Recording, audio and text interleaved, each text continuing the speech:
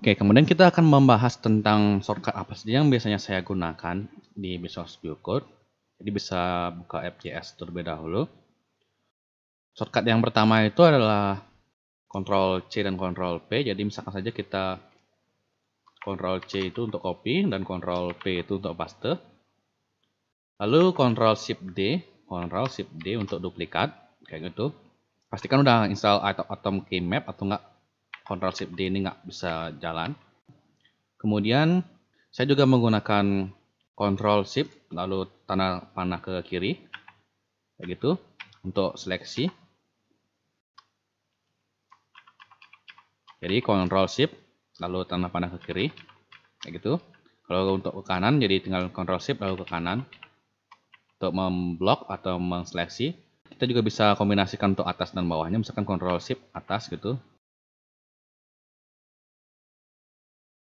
Kemudian ada kontrol tanda panah kiri gitu untuk pindah-pindah, dan kontrol tanda panah kanan juga atas dan bawah kayak gitu. Kemudian ada kontrol tanda panah kiri kayak gitu dan kanan. Kalau kontrol atas artinya kita pindahin ininya teksnya ya. Kalau kita misalkan beri ini hello gitu dan ini hello 2 gitu misal.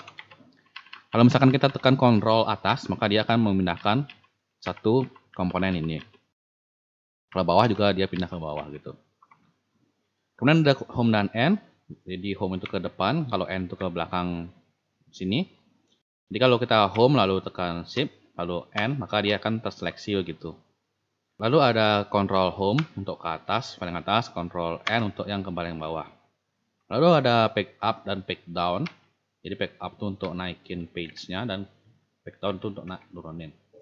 Jadi untuk mendemonstrasikan lebih jelas lagi, misalkan saja saya buat ini panjang ya, lalu page up, maka dia akan seperti itu. Kayak nge-scroll gitu tapi sedikit-sedikit lah. Kemudian ada, kita misalkan pakai tab gitu, tab itu untuk masukin ini ke tengah ya. Kayak gitu, lalu ada shift tab. Kalau tekan shift terus tekan tab juga, maka dia akan kembali lagi ke kiri gitu. Kalau ke kanan pakai tab aja. Kemudian ada Ctrl A itu seleksi semua ini. Kayak gitu. Jadi Ctrl A gitu. Lalu Ctrl S untuk simpan. Kemudian yang paling penting itu adalah Ctrl spasi ya menurut saya. Karena ini tuh memudahkan kita untuk mengingat. Jadi misalkan saja kita mau bikin style di sini. Kita berasumsi bahwa kita lupa style gitu. Tulisannya gimana gitu. Jadi STLE gitu mestinya kan. Udah otomatis muncul di Visual Studio Code-nya kayak begini. Kalau misalkan kita hapus gitu, lalu tiba-tiba lupa, kita bisa tekan Ctrl spasi gitu, maka dia muncul style dan pilihan-pilihan lain yang bisa dimasukkan ke sini.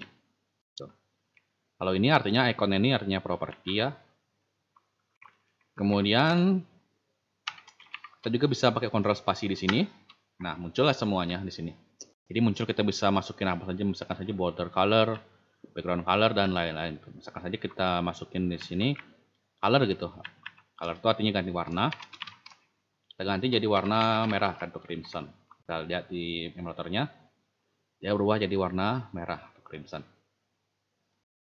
Jadi ini itu benar-benar bermanfaat, apalagi ketika Anda sudah mengikuti kursus ini sampai di tengah-tengah gitu. Misalkan saja ketika menginstal library lupa propertinya apa, bisa kayak gitu caranya. Jadi pakai Ctrl spasi gitu untuk display semua properti yang ada.